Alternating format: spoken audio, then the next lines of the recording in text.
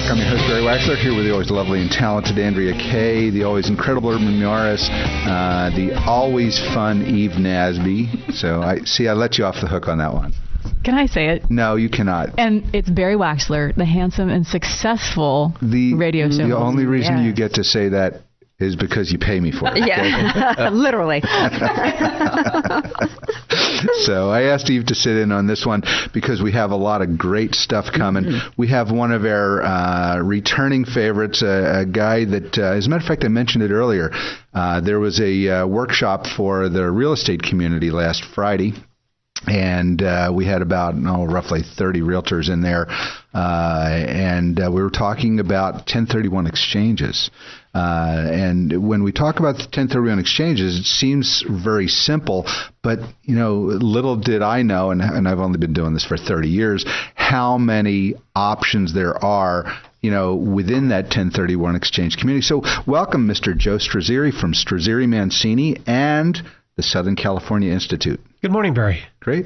So give us a quick scoop. I asked you to come back in because I was so excited to hear that material. And before I even get into this, I'll tell you that what I did yesterday was after your workshop on Friday, I went out and I had a meeting with a local property manager in La Jolla and said, do you know what we can do for some of your clients? I mean, as a property manager and a real estate representative, because they buy and sell for their people, she said, oh my God, I got to meet this guy. Okay. So anyway, well, that's not one of your problems in life. Everybody wants to meet you. So welcome, Joe Strazzeri. Tell us more about what we talked about at the workshop. Well, first off, thanks for the compliment, dear. The presentation that was back that you talked about with the real estate professionals, it was getting off the 1031 train without having to die. So what the heck is a 1031? If I have a piece of property that I bought for $100,000 years ago, and it's now worth $1 million, that piece of property has a $900,000 gain, and actually probably a little bit more because I depreciated that original $100,000. $50,000 of it I got to depreciate, the value of the building, not the land.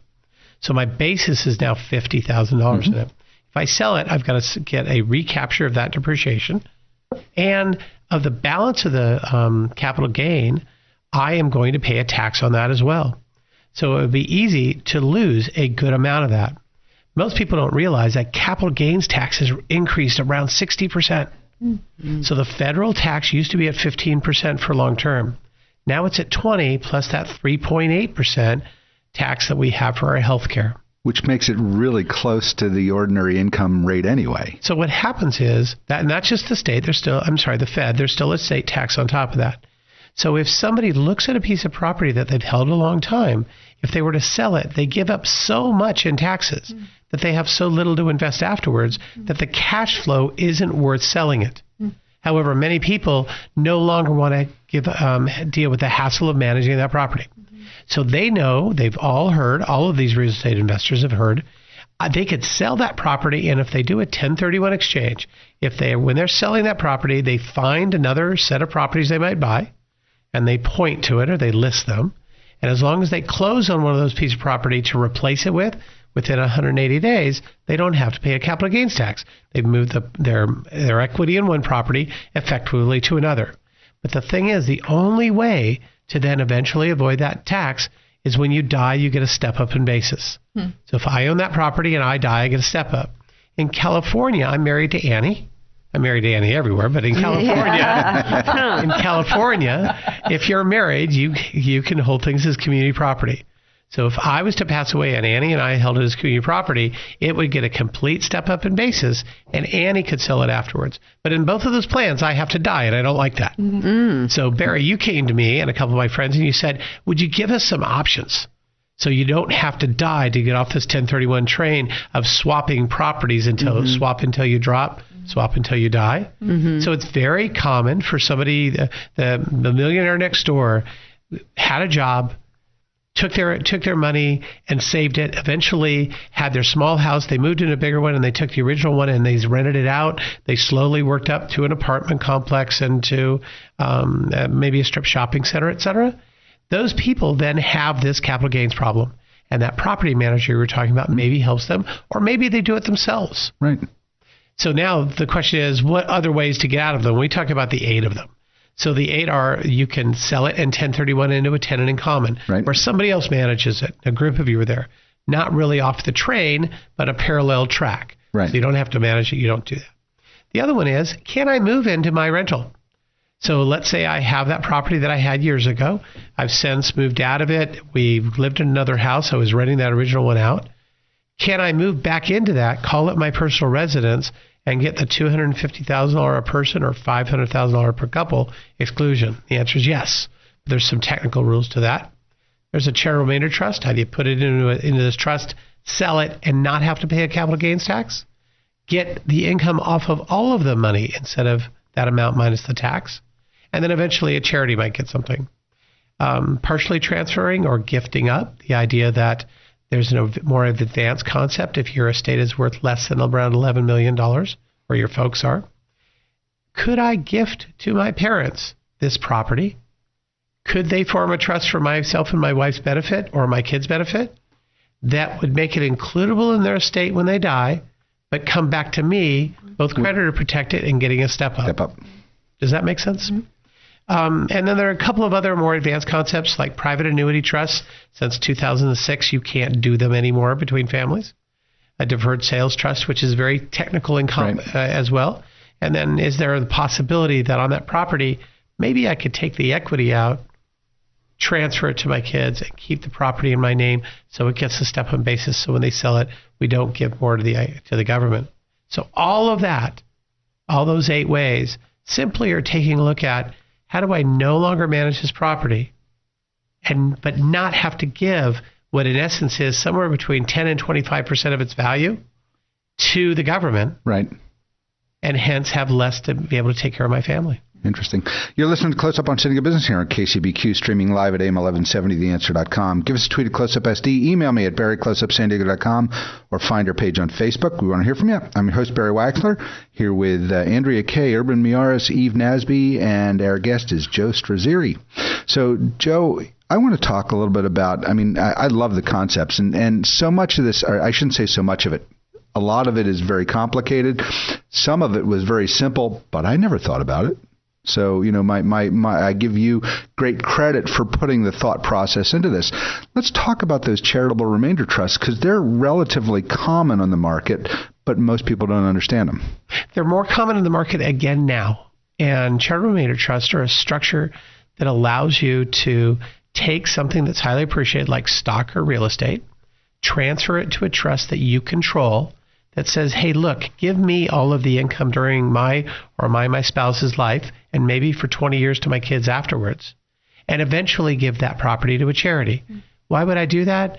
Because when I sell that underlying property, there won't be a capital gains tax, so I'll have the whole amount of money to invest. And investing the whole amount of money, that whole $1 million that we talked about earlier, right, produces more money than investing the $700,000 by nature. Yeah, it's like buying into a tax-deferred investment. At least you get all of it growing for you at one point. It comes out taxably, but you get the benefit of the trust to transfer over to a charity and some other benefits in there. Now, it's about the numbers. Right. So at the end of the day, charitable remainder trust as a concept makes sense because of the tax laws when A, you have property that has a lot of appreciation in it, and B, you have low interest rates. That's a lot of what's happening today.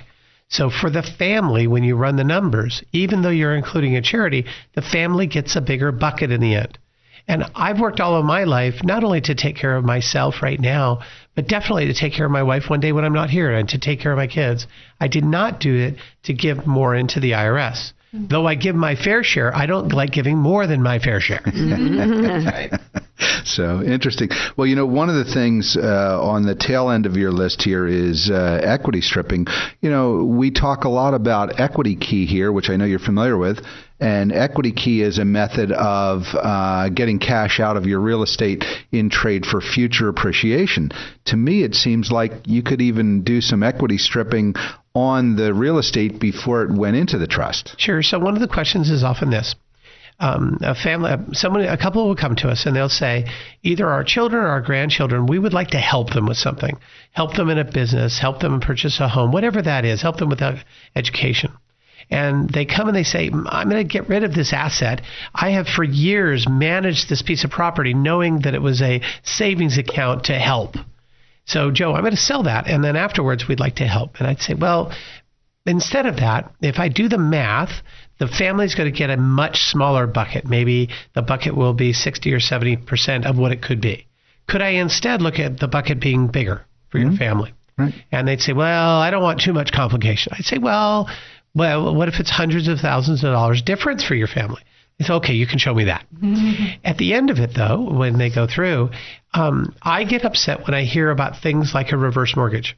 Although they're appropriate sometimes, at the end of the day, you mentioned equity key. What is the difference between equity key and a reverse mortgage? A reverse mortgage says, for the equity you have in the house now, or the property now, let me give you an income stream, and we'll figure it out at the end who gets what. Right. Equity key says, not from the equity you have now, but from the future appreciation of the property, let's split that. So hence, the equity that I have as the basis inside of my property gets to stay with my family, and I'm making a deal with somebody else for the additional equity afterwards. It's a different kind of concept. Equity stripping out of a property, yet again, the same thing.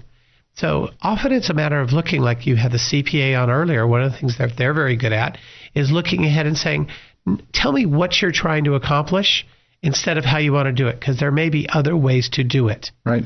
So a lot of our business is either driven by the frustration of, I don't want to have to manage this anymore, or I want to help in this way. Talk to me about it.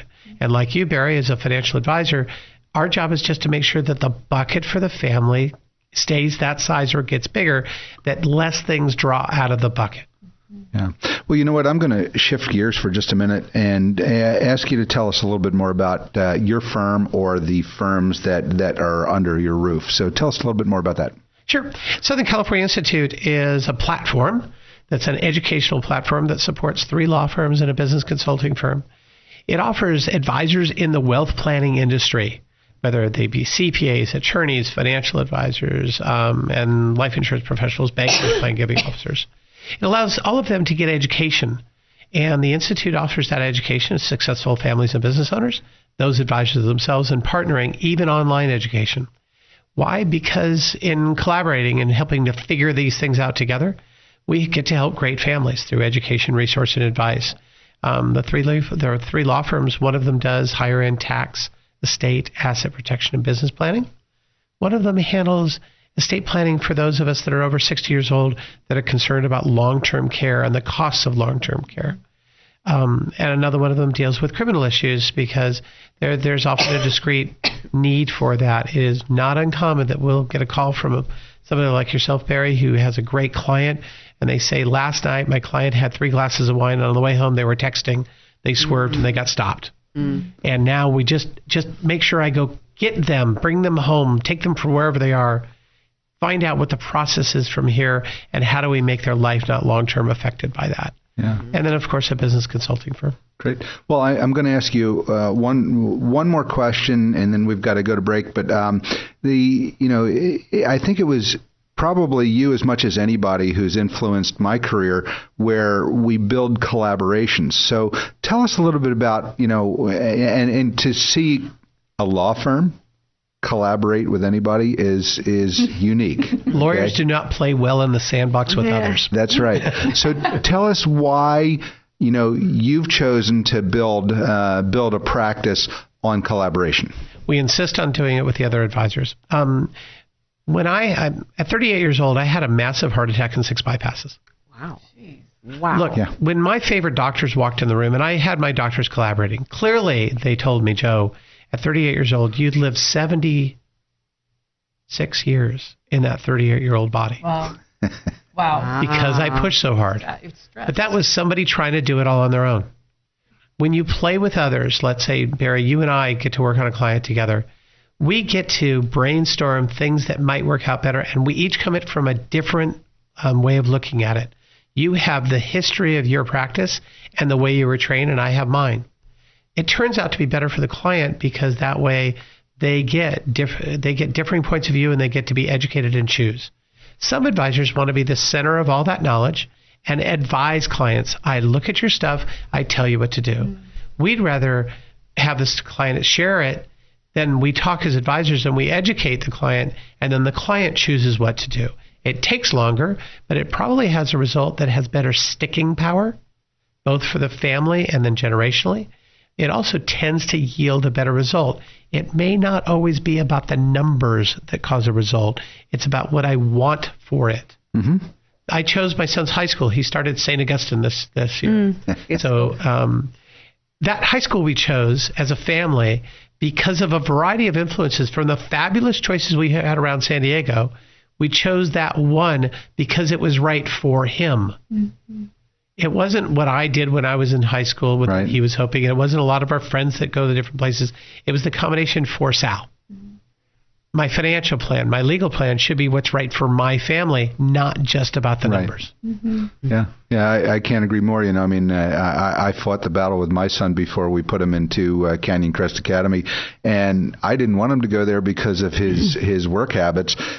He got in there and he changed his work habits. It was the perfect choice for him, and I give everybody else the credit for choosing that school. But that choice somehow managed collaboratively, and even though a major influencer, you, said no, the group still found a better answer for your son. Yeah. That's what should happen with legal and financial planning. Yeah. There should be dissension amongst people. They all shouldn't be from one place that agree. There should be differing points of view that helps, as a client, help choose. Right. And that's why the success for your son. Yeah. So, well, we're running short on time. Tell our listeners how they find out more about your firm. We're at Strazzeri Mancini, so lots of letters and vowels in that. So, StrazzeriMancini.com.